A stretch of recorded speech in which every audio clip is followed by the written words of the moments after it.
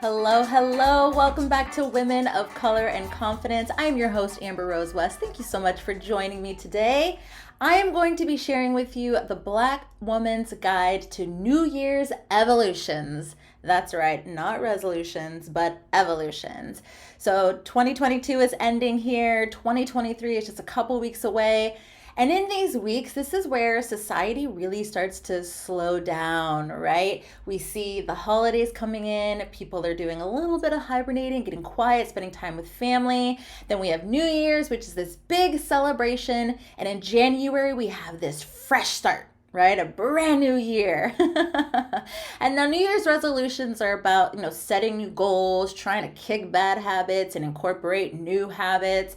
And for some of us, those resolutions will stick around halfway through January before we realize that they don't fit with us, we don't like them, we don't want to do them anymore. We try to pick things that are going to make us better people, right? The dropping of old habits, the picking up of new habits, that's supposed to make us better people to have a better year. But as we begin to realize that resolutions don't really work. I'm not supposed to say that, but we've all felt it. We've all experienced it, right? We try something new, it doesn't work, and then we're like tossing that out the window.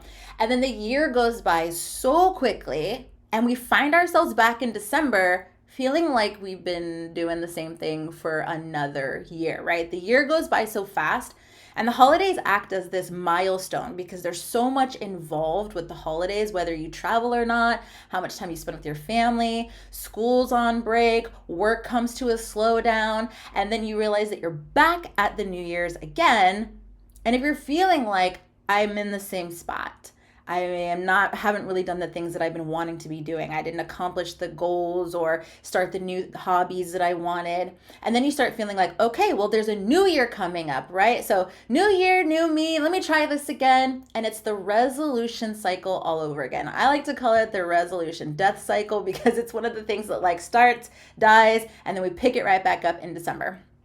So one of the things that I've been seeing around is Gabby Bernstein's manifesting challenge for the year. I don't know if any of you have seen it. Gabby Bernstein is one of my favorite authors. She wrote The Judgment Detox and The Universe Has Your Back, which are two very pivotal pieces of information that I use inside of my own teachings. It's really great stuff. But she's basically talking about how resolutions don't work, which we all know, but how manifesting can be a better way to cultivate the person that you want to be or the habits that you want to have in the new year. And now I understand that manifesting can be very woo-woo. Woo-woo-woo. But I love the sentiment of putting energy behind cultivating things that you want, cultivating ways that you want to be or behave, accomplishing the things that you want to accomplish, right? This idea of putting energy into it and allowing it to manifest over the new year. I understand that manifesting can seem kind of whimsical and this energetic approach to things. So I wanted to break it down into something that's a little bit more practical that anybody could use, even if you hear the word manifesting and you're like, I'm not really sure how to do that or what that is or not want to do it. There is a very practical way to do it that can be fun, that can be energetic, maybe even have a little bit of magic in it. So today in the Black Woman's Guide to New Year's Evolutions, I wanted to break this process down for you so that when you step into your new year, if there are things about yourself that you're looking to change, if there are things about your habits or behaviors looking to change, even if that's your mindset or your thought process, especially for those of you out there who are wanting to build more confidence in the new year, this guide is going to be so helpful to you. So I want to start off with resolutions real quick because people are on both sides of the table with this one, right? Like resolutions are good. They help you accomplish things. They help you get your goals down. They help you figure out new ways of living and being. But I wanted to talk for a second about the definition of resolutions because in my mind, it really is the separating factor into, not the complete separating factor, but the energy behind even the definition of resolutions. You're going to see the difference between that and evolutions here. So resolutions, if you look it up, it says a person resolves to continue good practices, change an undesired trait or behavior, accomplish a personal goal, or otherwise improve their behavior at the beginning of the calendar year. It's like, Okay, just gonna like fix myself, right? And as we look into the dictionary definition, it's to settle or find a solution to a problem, decide firmly on a course of action. So there's all this energy around fixing your shit. You need to fix your stuff, right? And it's really with this energy of your problem. You are the problem. You have the problem. You need to fix it. And New Year's, put in those resolutions and get your problems fixed, right? It's not very motivational, is it? And it kind of is this like cut and dry, kind of robotic, like you got a problem, you need to fix it. Sometimes it can be that easy or even that easily defined. But when we're talking about making changes into who we are as people, into our mindsets, into our energy, into our daily habits and behaviors, how we feel about ourselves, how we think about ourselves, the way that we engage other people, our community, the way that we look at our dreams and take action behind those dreams. That cookie cutter, this is a problem, you got to fix it, doesn't work, which is why we see so many of those resolutions fall to the wayside before January is even over, right? So let's talk about evolution. I love the definitions for evolution. They feel so powerful and supportive. So the definition of evolution is to develop gradually. I love the word develop gradually. To produce by natural processes, a pattern of movement or behaviors. You can see here that it doesn't indicate that something is wrong or that it's needing fixing. And it also allows for time and space to progress. And again, I love that it includes the word development, but the idea of development and processes and patterns of movement, doesn't that just feel a little bit more supportive? And even as you're listening to it, you think, I can do that. I can create processes. I can develop gradually. And even knowing that it's not about fixing yourself, it's not about being better than you were yesterday. It's just about making the changes in a gradual way, finding new processes so that you can move and evolve and develop. Oh my God, I love the word develop. But really, it has a different energy behind it. So now I want to talk about the energy of the new year. So some people feel this pressure to do new things. Like I mentioned before, the year goes by so quickly. We're like, how is it New Year's again? How are the holidays here again? We know that we lived through the year and there were a lot of things that happened throughout the year. And then we get to the end and we're like, we're here again. That happened so quickly, right? And because the holidays are such a memory instilling occurrence, we really notice how much the year has passed when we get there, but we don't always notice it when we're in the year, right? Like if you think back to even like July or February, it's just like, I know that those things happened, but the year passing doesn't really hit in the same way until you get to the holidays. And then of course there's all this pressure. Well, now it's a new year. What are you going to do? What are you going to be? What are your goals? How do you want to change, right? There's also this New Year's energy just in society as a whole. And collectively, we make a big deal about it. Individually, you may not make that big of a deal about it. You may follow a different calendar. That's okay. But we have the parties around New Year's. We have the celebration. I mean, we have a whole ball drop and a legit countdown, right? There's all this build up, this anxious energy around the new year is happening. It feels very ceremonious. Whether you believe in this new year that the community puts around it, this energy that the community puts around it or not, there is still a lot of people who do. And with that collective energy, it becomes a real function inside of our society. And with us, we participate in it whether we want to or not. It's very hard to miss. I believe that we can utilize this energy as we transition into New Year, but not in the way that we've been told, not in the way that's like, hey, make some New Year's resolutions, be a better person, do better stuff. And while I do think that, personal betterment is awesome and doing good things in the world is awesome, again, I feel like there's this pressure to change. There's this pressure to be something different. And I think that pressure can be released when we take a more intentional approach to this gradual growth, gradual learning, gradual progress, anything that is helping us put processes into place so that we don't feel pressured or pushed into doing things we don't want to do, but that we look at ourselves and we go, there are some things that I would like to do differently this year. And with that, we focus on evolution rather than resolutions, because it's not about fixing yourself because something's wrong. And it's not about kicking your bad habits because bad habits make you a bad person, right? I mean, your evolution can be about shifting your habits. It can be about changing parts of your personality or even your confidence, like I teach, but it doesn't need to be so negative or pressure inducing. Making it the focus of your resolutions is the quickest way to like suck the energy out of it, and it really does separate you from the success that you're seeking when you have that pressure on it. So I want to start with some mistakes that I see people making when they are going into the new year, and then we're going to pour a little magic into it that I think might be more supportive and helpful to you as we turn into 2023. So some of the mistakes that I see people making is that they get this mentality about New Year's resolutions, and then they go, well, I don't know, what are some good New Year's resolutions? And so they go to Google and they're like, New Year's resolutions or healthy New Year's resolutions, or what are some good resolutions for moms, or what are some good resolutions for entrepreneurs, right? You start Googling in, and then you get a list and you're like, oh, these are good. Maybe I'll just do these 5.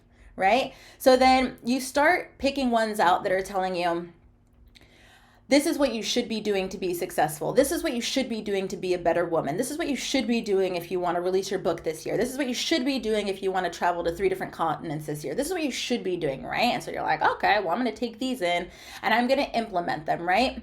But then you have a hard time sticking to them because there's nothing in these resolutions that are connected to you. You just Googled a list and picked a couple that somebody said you should do. And when you start doing them, because they're not connected to you, they're not fulfilling to you. And that's, again, when you don't have the energy or the passion or the purpose inside of them, it sucks the energy right out. And then within 2 or 3 weeks, you're like, that was lame. I don't want to do this anymore. And then you stop, right? Some of the other mistakes that I see people making is that they choose too many things to try to change. So you choose too many bad habits that you want to quit, or you choose too many new habits that you want to start. And if whether you're quitting or starting, you do them all at once, and then it gets really overwhelming. So you're like, how do I keep up with all of this? And the answer is that you don't, because normally you'll just be like, that was too much for me. I don't need a new hobby that bad. Which has happened to me many times, which is why I know that is something that genuinely happens. And then the last 2 are you take these hobbies on, but you forget that there can be a dating process with them, okay? So putting aside a second the things that you maybe want to stop doing or you want to shift into doing less, these quote unquote bad habits that people talk about, when we're talking about new habits or quote unquote healthier habits that you may be wanting to incorporate into your life in 2023, it can be a dating process, right? I like to equate this to dating because I think it's something that everyone can kind of understand. But it's like you don't go on a date with one person the first time and then you're like, oh, that's it. That's my soulmate. Let's do life together. Let's commit an entire life to one another after this one coffee date, right? You maybe go on a second date. You want a third date. Maybe by your third date, you're like, you know what? It was really nice meeting you. I'm really glad we had this time together. I don't think we're the best fit. And then you go your separate ways. Do you stop dating? No, you go on another date, right? You date people to see whether or not you're a good match for each other inside of the time that you're going to spend with one another. Now, the same has to do with activities, hobbies. When you are trying to implement something new into the new year, it's okay for you to try something for a certain amount of time and then say, this isn't exactly what I thought it was going to be, or it's not giving me what I thought it was going to give. So I'm going to try something else. But one of the mistakes that I see people making is that if the first list didn't work, they go, well, this is a bust. And then they just leave it and they don't try anything new. And that's where we get that energy of getting back into December, getting back into the holiday time where we realize that the year has gone by and feeling like we're in the same spot that we were before. We try something, it didn't work. So then we give up on all types of incorporating new healthy habits or hobbies into our life, okay? So even if the first go around with what it is that you decide doesn't work, it's okay to try new things and date around when it comes to activities and hobbies. And then the last mistake I see people making is they're looking too far outside of themselves for things that could potentially bring them joy and fulfillness. Fulfilledness? The sense of being fulfilled.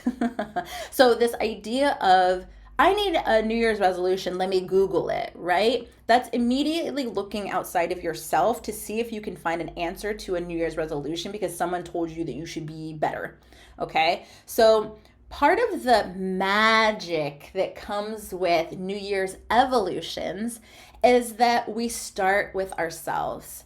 This concept of wanting to be better in a new year is not a bad thing, but I believe that resolutions give it a bad rap.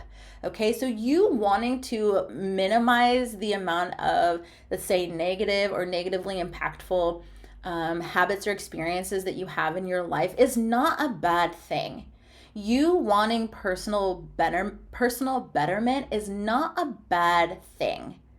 Okay, it's the way that we engage with that personal betterment that, one, may not lead us to the success that we're looking for, or two, could be harmful, not just to like our bodies, but to our mental and emotional capacity to achieve the outcome that we're looking for. So we want to reverse engineer this, okay? Rather than immediately going to Google and saying, what are some healthy habits for the new year? What are some good things that I can do in my new year? What are activities that may make me happy, right? We start with ourselves. We reverse engineer it into checking in with our inner knowing. It all starts with you. You don't need to check Google. You don't need to look at books. You don't need to listen to podcasts. I'm not going to tell you what to do. I'm just going to tell you how to do it. But I really want you to be the source of that information and to trust that you have the answers to those questions inside of you. It starts with self-discovery.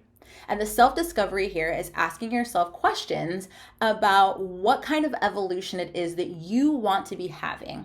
I do believe that one of the reasons that resolutions don't work is because we try to make it fit all the people, right? The same reason that like self-care doesn't hit people as hard as it should, or why self-confidence books may not hit you in the same way as if you get personal coaching. It's so personalized to who you are. What makes me feel confident may not make you feel confident. The things that I enjoy doing for self-care may not be the things that you enjoy doing for self-care, and vice versa, right? So the ways that you want to better yourself may not be the same ways that I want to better myself. And how do we figure out what those things are for us individually? It's the self-discovery, it's the asking questions. So some of your questions may sound like, what are some things that I used to do that I stopped doing? For whatever reason, like, did you used to paint? Did you used to make sure that you went to the park for a run once a week? Did you make sure that you had a girls' trip once a year with all your girlfriends? And all of a sudden, you're not doing that anymore. But you want to be doing that again, right? It could be hobbies that you used to do, places that you used to frequent, practices that used to bring you joy, activities that you used to love, and for whatever reason used to happen and you drop them, right? It could be things that you're interested in, things that you're interested in learning about. I know that speaking a new language is on a list for a lot of people. Doing a new hobby, like maybe you want to crochet a blanket this year. Learning how to do something that you saw on Instagram, right? Maybe it's trying new recipes or those kinds of things, right? What are some of those things that you want to do because you think that they'll bring you joy? And they may put you in a place of like, when you start doing those things, you do less of the things that may be considered bad habits, right? And then you pick one or two to start in January. You don't pick 10 and try to do them all at once, right? Because what you really want is to learn how to get consistent with those things instead of I'm kind of good at all these things, because the confidence comes from the proficiency. right? And how do you get proficient at something?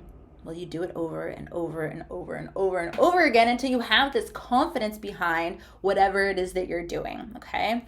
So once you have the list of all the things, then in January you pick one or two, you get proficient at them by making a plan to engage them, putting them in your calendar, getting the support that you need to make sure that you're doing them, and then freaking doing them. So part of this self-discovery here, there's definitely an order of operations, and I'm going to walk you through it right now. It's one of those things that sounds like a lot on paper, but once you start doing it, you realize like this is a pretty quick activity that you can run through. And what you're going to end up with is a list of evolutions that you can engage in the new year. How do you do this? It's self-discovery. How do you do self-discovery? You ask yourself questions. So this is going to require that you dig into yourself a little bit. And one of the things that I like to say is throw some honesty on here, right? There's two ways that you can go about this. You can be like, oh, I don't know. I don't think I can give up that habit. I don't think that I can stop doing that. Or I just don't think that I have time or money for these things. Or I just don't think that at my age I can learn this new thing. Whatever it is, you can do all of that. Or you can get honest with yourself and say, but I really want it. These are things that I want to be, do, and have. So like, let me just write them down and get honest with how much they excite me or how much I really want to do them. And I'll worry about that stuff at the end, okay? So personally, I like to make a mind map. There's many ways that you can make a mind map, but really one sheet of paper, one pen, and a little bit of time, you could create this mind map and have a whole list of evolutions that you can engage next year. The process to get it started is to make sure that you're involved in it as much as you can be, right? And it doesn't need to be a lot of time. Like you don't need to have like a whole hour. I mean, it can take you an hour, but it really could be just like a quick mind map where you're jotting down ideas. Okay. So however involved you want to be, it can be super deep and at length. I'm one of those people that like will literally write it out, like mind map it out with like bubbles or lines. And then I'll go through and I'll like actually write it down in all these different lists. That's just me. I'm a little type A, I'm a little crazy. So as involved as you want to get, just make sure that you make the time to do it, okay? So when I'm first sitting down to the mind map, I like to categorize, like you're the core of this, right? So I want you to think about this whole process that you're about to do in terms of you, okay? I'm giving you permission to put your partner over there, to put your kids over there, to put your job over there. Like, I don't want you to consider any of them right now. Okay, it might feel weird for those of you who are like super connected to all those things, but really I want you to focus on yourself. And again, we're not going to focus on time. We're not going to focus on money. We're really going to try in this practice of self-discovery for our evolutions to not limit ourselves or say no to ourselves before we even write it down. Okay, we're brainstorming right now. This doesn't mean that you absolutely positively are going to do everything on this list, but I want you to open up your brain to the idea of giving yourself these things, because time doesn't matter, money doesn't matter, your job doesn't matter, and the people around you don't matter. Let it be about you. This is a brainstorm. It's on a piece of paper. It's not going to hurt anyone, I promise. So then I want you to section off the paper, however it is that you want to do it, into these 6 sections. It is people, places, activities, hobbies, habits. There's only 5, not 6, okay? So when we think about, I'm going to throw out some examples for you, okay? So when you're thinking about people, I want you to think about things like reconnecting with friends, whether that's, quick text message or setting up a phone date or making time to go to lunch, excursion with your pals, maybe some groups that you want to join. So if you're thinking about, learning how to run this year, maybe you join like a beginner's running group or something, right? Something that has to do with other people, but not like the people in your life, like how you want to engage other people. The second one is places. So think about things around your city, right? Is there a museum you've been wanting to go to or new places you want to eat? Are there cities that you've been wanting to visit, or even countries you want to visit? Are there things around town that you've been wanting to go to experience whatever it is that they have there? So maybe like an art gallery or something like that. Taking a class at we have one of those, this is an example from mine. I really want to do one of those ceramic classes, right? I'm going to go to that place and take a class, which kind of combines places and activities, but you get what I'm saying, right? Are there places that you're like, oh, I want to go there? Open up your Google Maps, like where have you saved on there, and put it on that list.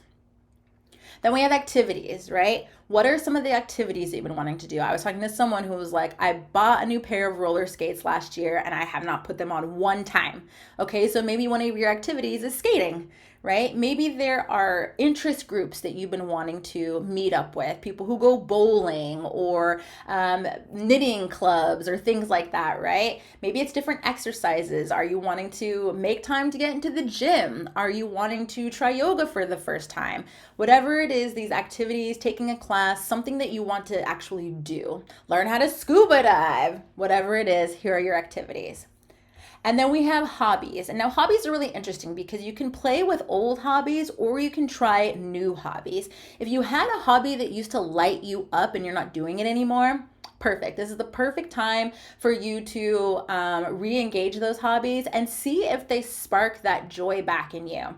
Now, the one caveat I will say about old hobbies is that if it's a hobby that you used to do a long time ago and you are trying to bring it back, and you're doing that old hobby and it isn't sparking the same amount of joy in you that it used to, I want you to give yourself permission to let it go and try something new.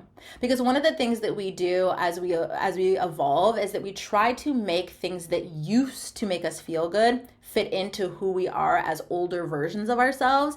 And then we end up feeling crappy about ourselves, like something's wrong with us because something that used to bring us joy doesn't anymore. But you have to realize you're an evolving person, you're an evolving woman. And so some of those things from your past may not fit into your present because of the evolution of who you are. And there is nothing wrong with that. So if you try an old thing, an old hobby, it doesn't spark the joy it used to, be like, oh, that's not a hobby I want to do anymore. Cool, on to the next, what's a new one? These new hobbies can be really fun. They could be things that you've seen and you've been interested in trying. They could be things that have caught in your eye and you're like, I'm definitely gonna try that. And it literally can be anything. It can be crafts, it could be reading new books, it could be journaling, it could be any type of personal development, really. Maybe it's cooking, trying new recipes, maybe it's gardening, maybe it's interior design, whatever it is, these new hobbies that have sparked your interest, you could take a little bit of time in learning about them, engaging them, and actually doing them. And then the fifth is habits. I think the reason I said 6 is the beginning is because I have like the habits you want to kick and then the habits you want to, the new habits you want to bring in. So I guess we can think about it as like, sub-genres here, but we're talking about habits, right? Things that you want to be doing differently. And whether that's minimizing a habit that maybe isn't as motivational or supportive, and then instilling a habit that is more supportive to your success outcome, as I like to say. I steer away from saying good habits and bad habits, and the negative habits and the positive habits. I mean, of course, again, it's all individualized to us, right? So, I don't necessarily like to put that connotation onto habits that people have because we all have our habits. We all have our vices, okay? And we all have habits that we think are healthy or look healthy on the outside, but actually are not healthy to certain people who engage them. So I try to steer away from that. If I end up slipping, just know that I think of habits for myself and for others as habits that are impacting me in a way that are moving me further away from my desired successful outcome, and habits that move me closer to the habits or to the outcomes that it is that I'm looking for, okay? And if that helps you to take it and run with it, okay? So some of the habits that we may want to minimize include being on our phone too much, mindlessly scrolling, maybe avoiding fast food so often. They can even be more personal things like wanting to drop perfectionism, put perfectionism in its place. Maybe not comparing yourself to other people so much, being less judgmental, gossiping less, decreasing the amount of time that you spend on your screens. So whether that's how much time you're on your work computer, or you're on social media, or you're binge watching Netflix, minimizing the time that you have in what could be considered toxic environments like bars or clubs, anywhere that has a lot of loud noise, gossiping with friends, or being around people who are like supposed to be your friends but really like frenemies. That whole thing is so toxic. Minimizing or eliminating your time in those places, right? And what are some habits that you may want to stick? Some of the things that I've heard over the last couple of months is like a bedtime routine, and also like a morning time routine, trying to get into that cycle of having better sleep. Bedtime and morning time routines definitely help that. Reading daily, especially things that are motivational or personal development types. Making more meals at home. Finding support groups around healing. Now, I'm going to pause here for a second because this is something that feels a little bit more in depth than I was expecting it to when I heard from other people. But it was basically the idea that some of us are still not over 2020. We are about to enter 2023, and some of us are still very mentally and emotionally rocked from that. And so finding a support group around that, just like evolution of being in this post-pandemic world, post-pandemic, quote unquote, like, it's very interesting to me that people are like, I'm still looking for spaces where I can be who I am after that entire year happened, right? Because I changed for sure. And now I need to find places where, like, I'll speak for myself. I won't speak for the person that I was talking to about this, but, they were saying, I've changed for sure. And now I need to find different places to hang out with, because to hang out in with different people to hang out in, because the people that I used to hang out with, they just don't understand how I've changed, and I don't necessarily want to go back. But one of the things that I was realizing is that over the course of that time for me is that I've become a lot softer and more sensitive. Where before I had super thick skin. I mean, I'm still pretty like loud and brazen and all of those things. And I was, constantly had an opinion, was very loud. I did listen, but it was more like I could just go and go and go with someone just listening to me on and on and on and on. And now I am much more soft. I'm much more sensitive. I am quiet in a lot of different spaces. And that energy that I used to take up, I just don't take up anymore. And I do believe that it is a result of 2020 and just that huge energy shift that we all experienced, right? So now in the years following, there were times where I was trying to fit back into my old spaces, those rowdy spaces, those constantly moving spaces. And now I am much more in a space of, I like to chill. And I like to just kind of like be calm and quiet.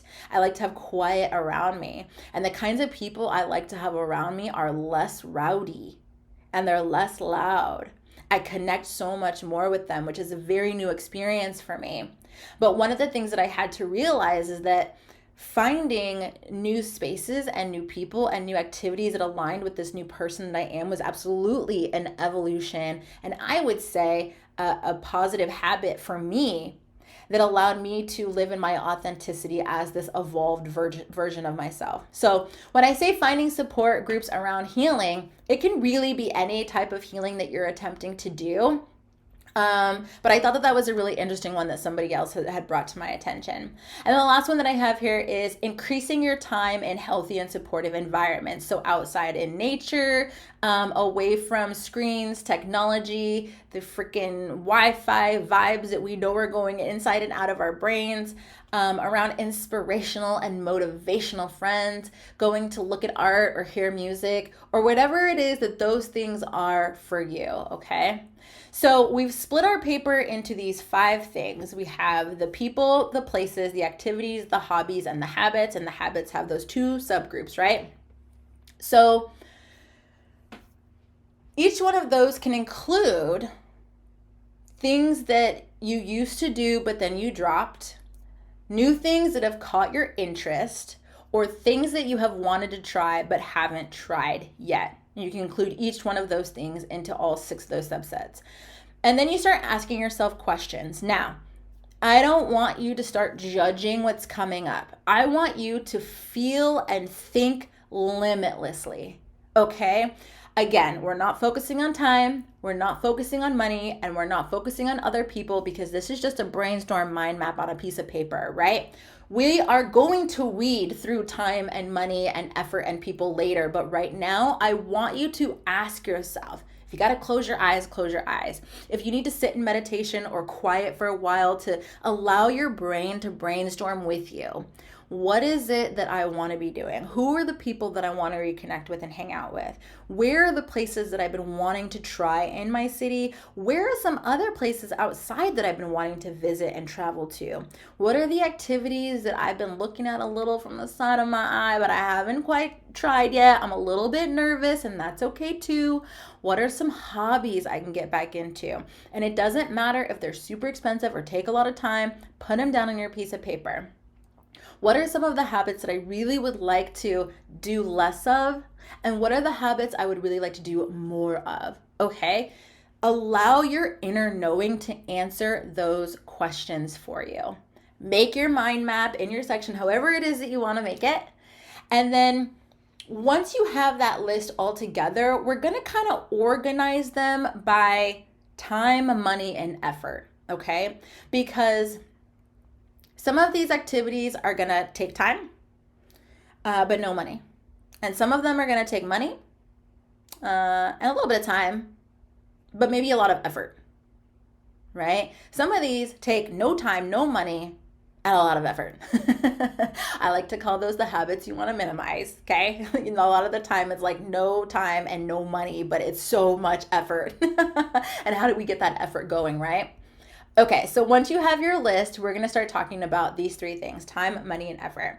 So we're going to start with the ones that are no money or minimal money and little time. Okay, so like reading a book, or minimal time and minimal effort, reading a book, journaling, going for a short walk every day, making tea or coffee at home every morning, and then making time to do something that's just you for yourself, okay? What are some of the things that can be no money, but maybe a little bit more effort? So we have the support groups, right? A lot of them are no money, but it does take effort for you to show up and be vulnerable. Meeting your friends in the park, texting or calling to catch up with someone, learning a new skill. Hello, YouTube University. No money, but it takes a lot of time, and maybe it takes a little bit more effort, right? What are ones that are more money and more time and maybe even more effort, right? The 3 that are on the up and up. We have things like crafts. Crafts can be expensive. They can be cheap too, but they can be expensive.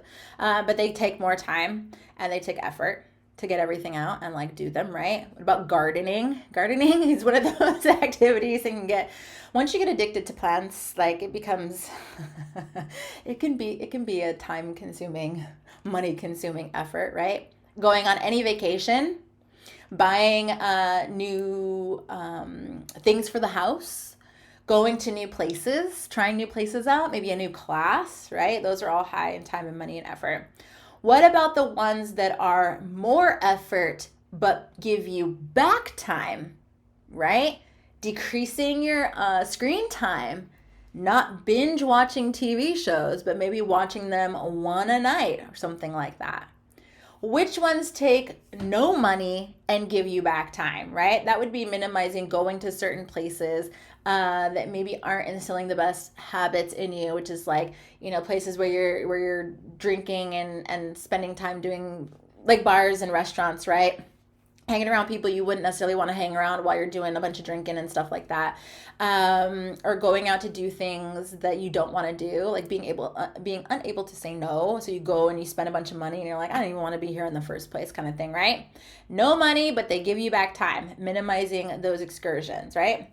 Which ones take less effort and help you save money? Right? Now you might have to put a little bit of effort into these, but like not as much effort as doing some of the other things that we mentioned.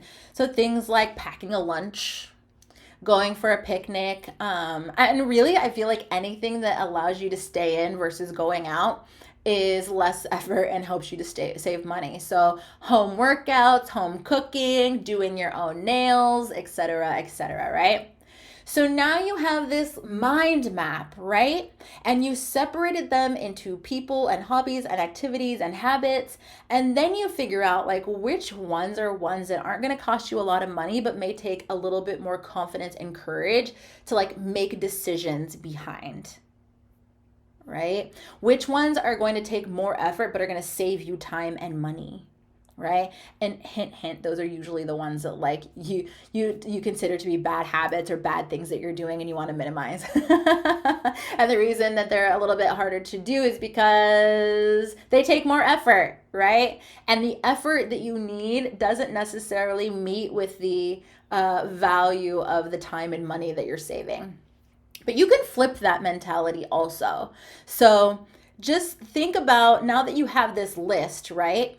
What you want is to put these things into a practice. And this is about gradual progress, right? Not immediate change. Immediate change is what the energy that has to do with resolutions. We're in an evolution stage here, right? So how do we make gradual change? It's through the logic of practice. In the same way that an athlete gets better at their game or an artist becomes a better painter, the more you do it, the more consistency you have with that practice, the more upwards progress you will experience. So it's about putting these things into your schedule in the appropriate place so that you can get consistent with them without overwhelm, right? So I know that exercise is something that's on a lot of people's New Year's evolutions list, right? And I think that that's awesome. I love exercise.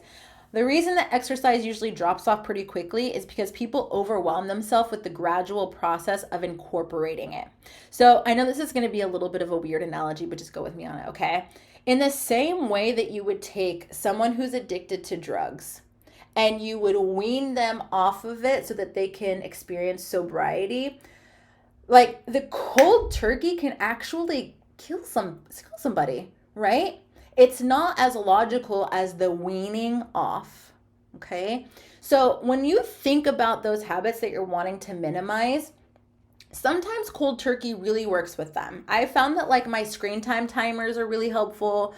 I find that like putting on a timer where like by 10 o'clock I'm off of all of my screens between TV, my phone, and my computer. And then it's like now my bedtime routine starts, right? Like that's kind of like a cold turkey way to do those kinds of things. But when we're talking about reducing like the way that we're eating or the diet that we have, or even increasing the exercise that we're doing, right? We want to wean off and slowly incorporate in the things, right? Because this whole jerk, either in or out of a habit, is the part that makes us go, I don't want to do this anymore, right? It's almost kind of like fight or flight when we're weaning off of activities or addictions or whatever it is. And then when we start incorporating new things, when you shove somebody into it, it's like very shocking to the system, right? So we want to figure out from the mind map that you have, which of the activities you can start incorporating in a consistent way so that you feel like you're making gradual progress. So the things that take little money and little effort are the ones that are easiest to incorporate, right? So like reading a book for 5 minutes a day should be an easy thing for you to incorporate, or you can even do it by pages. I know some people who like, I don't do the time thing, but I can actually physically feel the moving of 5 pages and then I go, that's enough, and I put it down, right? However it is that you can do it consistently is the important part. We want to make sure that because some of these things cost more time, more money, more effort, that we're putting them into our lives in a way that we can actually engage them to the success that we are seeking, right? Little things on the daily are like drinking water, reading a book, going for a quick walk. One of the ones that I picked up before the new year was washing my dishes, all of my dishes before I went to bed at night. And I was like, I know that this is such a silly thing, but sometimes my dishes can pile up for days. I live that bachelorette life for sure. So I said, I'm going to choose one area of my house. And I'm going to focus really intently on making this a part of my habit structure and my identity. And so I chose the dishes, and all of them must be washed before I go to bed at night. No ifs, ands, or buts, right? No time, no money, little effort. So whatever it is that you're got on your mind map, which ones of those are ones that you can start in January that maybe are not a lot of time, not a lot of money because after the holidays, but could be minimal effort or low effort that you can do just for you and with you in the house, right? Some of those medium grade ones when it comes to time, effort, and money include like meeting up with friends or doing a hobby or going and hanging out around town. Some of the higher ones in time, money, and effort include going to like bigger concerts, replacing old furniture in your house, going to a weekly class, getting a coach or a teacher to learn a new skill, taking a trip out of town. And some that are low in time and money but high in effort, again, are the picking up or dropping of the habits, especially with the stuff that's been very normalized for us. So binge watching TV, which is even encouraged, scrolling on Instagram, ordering DoorDash, staying up way too late scrolling, and then waking up late or dragging ass every day. Avoiding the gym, creating morning or evening habits, cooking for yourself, even something like watching TV every single day. When's the last time you went a day without turning on the TV? I don't know. Like these are the things that are very low in time and effort, but kind of high, time and money and high in effort, right? But there's a balance in here. So part of what I want to encourage you to do in this new year is to find the balance in your practice, right? Like in January, your focus shouldn't be on being proficient. It should be on finding a balance between what are the evolution activities you want to be engaging and then giving it time and space to become a reality in your life. So here's some helpful advice from a confidence coach. And as a confidence coach, I do work a lot in the sphere of routine and habits, and that's mostly in the mental emotional space, but everything starts in the brain. That's why every class you've ever been to, every course you've bought, and everything always starts with this like, let me play with your mind for a minute, because I want to help you get into that space where your mind is supporting you as you're going into this action and behavior, okay? Whatever it is that you tell yourself you can do or you make your body do will eventually seep into yourself as a habit, right? So if your mind already makes the decision that goes, I'm going to do this, or I am the person that does this, and then you make your body do the things. For those of you who are on the podcast, I just did the robot. You make your body do the things, it will, with consistency, seep into you as a habit, right? So the first piece of advice that I have for you is mentally making it a part of who you are instead of something that you do. It helps your brain rewire itself around like, I'm the kind of person that does this versus I have to go and do this now, right? So I'm going to use the example of me with the dishes. I've been thinking about doing this for a while. I've been thinking about making sure all the dishes are washed before I go to bed. But then you know what? I like make dinner, I look them down, I do it tomorrow. And then you do that for 2 or 3 days and you're like, oh, there's so many dishes in the sink. And then you don't want to do them at all, right? But this is something, I was actually sparked by somebody that I follow on Facebook because she said, I had this activity that I've been putting off for 3 months. I did it. It took me 17 minutes today. And the outcome of what I wanted it to be is spectacular. And I thought that it was going to take me hours and hours and hours. It took me 17 minutes and I've been putting it off for 3 months. And I was like, this is what people say about dishes all the time. People look at a sink of dishes and they're like, that's at least 30 minutes worth of dishes and you're done in 4 minutes. So then based off the motivation from that post on Facebook, I was like, I'm going to make sure that my dishes are washed every night before I go to bed. And what I'm going to say to myself is, I am the woman that lives in a house where the dishes are clean every night before she goes to bed. I am a woman who washes all of her dishes before she goes to sleep. I am a woman that makes sure that there are no dirty dishes in the sink and that all of them are washed before I lay my head to sleep, right? Like that was the mentality that I went through. And I'm still in that process right now, but it's been almost a month. And I'm like, now, as I'm looking at dishes in the sink, I wash them throughout the day. I put them away throughout the day. And then that way, like, my sink's already empty before I go to bed. I don't have to do the dishes before I go to bed. The dishes are done. Isn't that cool? Anyway, you can take this analogy into any of the habits that it is that you are wanting to minimize or increase, right? I am the person that does not X, Y, and Z. I am the person that does X, Y, and Z, and allow that progress in the same way that me washing the dishes every day became that the sink is empty. Like the sink stays empty instead of I have to wash dishes at the end of the day. There was a gradual evolution to that. I was definitely washing dishes at the end of the day when I first started. And now it's like there's just no dishes in the sink, and that's awesome, right? Allow that habit building to also be progress into whatever new thing it's going to look like as you continue doing it. The second piece of advice is it's 100% okay if you try something new and it's not as fulfilling as you thought it would be. Remember earlier when I was talking about the trying of new habits? Like you have a whole list from your mind map now. If you try something that used to bring you joy or used to bring you happiness and now it does not, I want you to give yourself permission to say, that doesn't fulfill me or make me happy anymore. I'm going to try something new. For the new things that you're trying, especially in regards to like habits or activities, like you have a whole list now. So don't make it, well, I tried that thing, it didn't work, and now I'm not doing anything anymore. Go back to your list and be like, okay, I'm just going to cross that one off and like try something new. Because the evolution of you is not about quitting your progress. It's about doing things that support your progress. But like trying something, it doesn't work, and then you're like, oh, that's it, I'm not evolving anymore. Like, that's not how you evolve. That's not how anything evolves. So it's about going back to the list and trying something new and giving yourself permission to try something new. Now, the caveat here is that you have to give it enough time. Like you can't try it once and then, I mean, I guess you could try it once and be like, I hate that. But if you try something once and then what your mentality is I'm not as good as I used to be at this.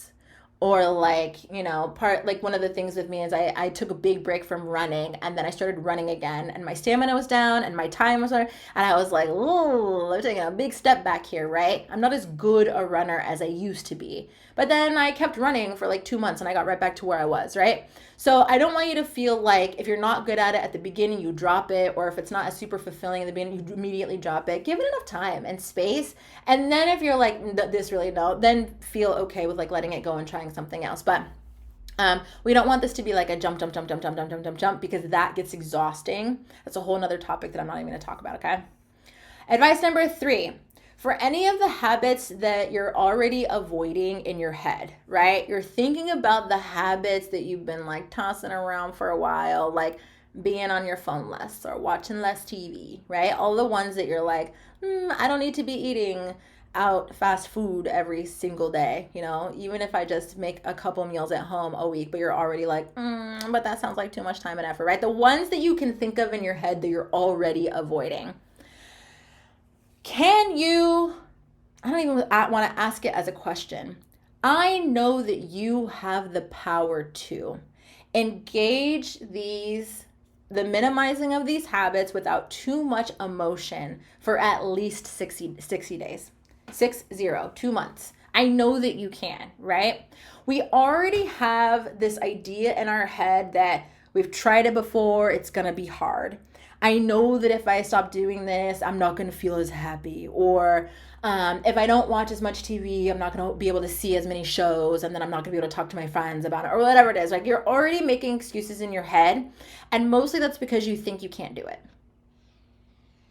And when you assign that to the habit that you're attempting to minimize, then your brain goes, I'm a person that can't do this, right? It works both ways. So if you're telling yourself, I'm a person that cannot do this, then your brain goes, I can't do it. But if you're telling yourself you're a person that can do it, then your brain goes, all right, let's do it, right? It also takes consistency. We want to make sure that you're not trying something, and if it isn't getting in the rhythm, you quit after a week, right? habits take time to install.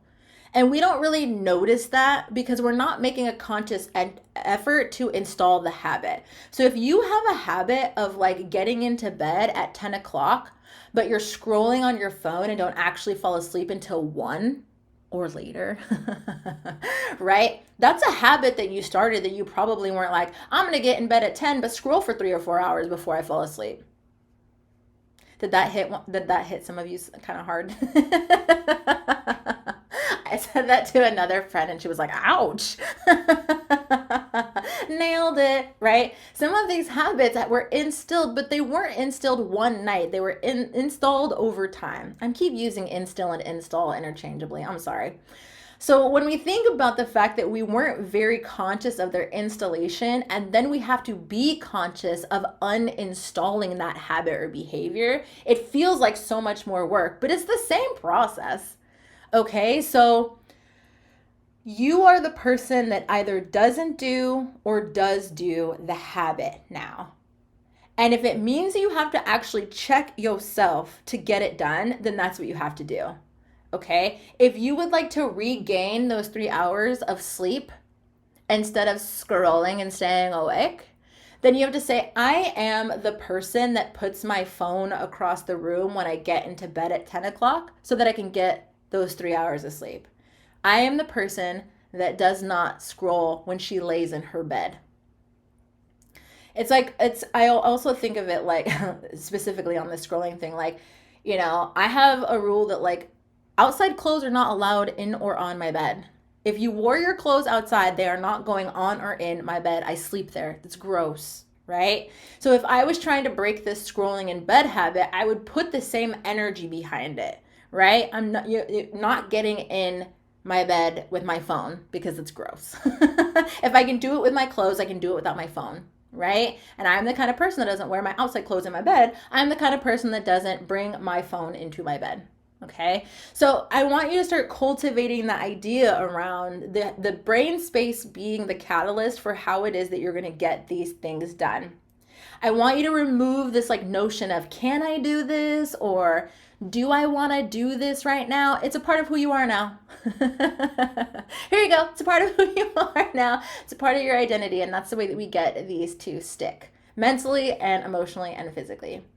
And the fourth and final piece of advice for your 2023 evolution is to have fun. Have fun. Now, the word evolution suggests that it's like slow and scientific, and I get that, okay? But I want you to think of the slow part as like gradual rather than slow, okay? It's not like you're just moving at a slow pace. It means that you're gradually taking the steps towards where it is you want to be. Less like a snail and more like you hopping along the river rocks across the river, right? It may take a little bit more time than like running across a bridge, but you're getting there. You're hopping on over, okay? And rather than thinking about it as like a scientific process, allow it to be about self-discovery, which is a beautiful, beautiful thing and will help you facilitate all different kinds of change and evolution in your life. I am a confidence coach. I watch women every day do self-discovery about how it is that they are being separated from the self-confidence that it is that they want. And it is not a light switch. It is not something where they walk into my room without confidence and then they walk into another room with confidence after leaving working with me, okay? It's a gradual process. And the reason that gradual processes are the best way to incorporate evolutions and progress into our life is because it helps make sustainable change. It's not that change that hits us and lights us up and it's so awesome and then it ditches us the next day, right? It's about taking smaller steps to the outcome we're looking to get, and by taking those steps, we can course correct, we can check in with ourselves, we can make sure that what we're freaking going towards is still what we want as we continue all of this self-discovery. So allowing this evolution, which could be seen as like a slow scientific process, instead be a gradual, sustainable self-discovery journey is way more fun. and it's way more energetic. It makes you actually want to do it instead of something that you're dreading doing every single day. This process doesn't need to be stiff. And it doesn't even need to be a challenge or challenging. It gets to be as fluid and as fun and as experimental as you want it to be as you take the time to learn about yourself, better yourself, and evolve into the person that you want to be in 2023. From the bottom of my heart, I want to thank you for listening to Women of Color and Confidence in 2022. I have so many amazing things for you in 2023, so I hope that you'll stick around. I hope that you'll be back in January with the brand new episodes that we have here for you. One of my New Year's evolutions is to bring you more research-based approaches to creating your own vibrant confidence. And while I know I said that it's research-based, it's going to be fun as hell over here. I have so much goodness and newness and juiciness that's going to be coming with the new year, so I'm excited to bring that. And part of the reason I do research-based approaches is because science works. And I feel like when it comes to things like confidence, it's about supporting it with things that we already know or have researched. And that's why I bring that in here. But science works and it is research-based, but it doesn't feel so sciencey when you're doing it with a glittery teacher like me. So I will be here. Also, we have an amazing guest lineup. Our guest lineup already for next year is so freaking lit. I can't wait for you to hear their stories. We're talking about triumphs, successes, amazing confidence growth. These women are absolutely inspirational, and I'm super proud and I'm very honored to have them on the show and be able to introduce them to you. Our guest appearances for 2022 are going to be amazing. As for me, we have one more episode in 2022 that is our last guest episode. But for me, this is my last episode on my own. So I am signing off with so much gratitude in my heart. Thank you for being here with me, and I will see y'all in 2023. Bye. Bye.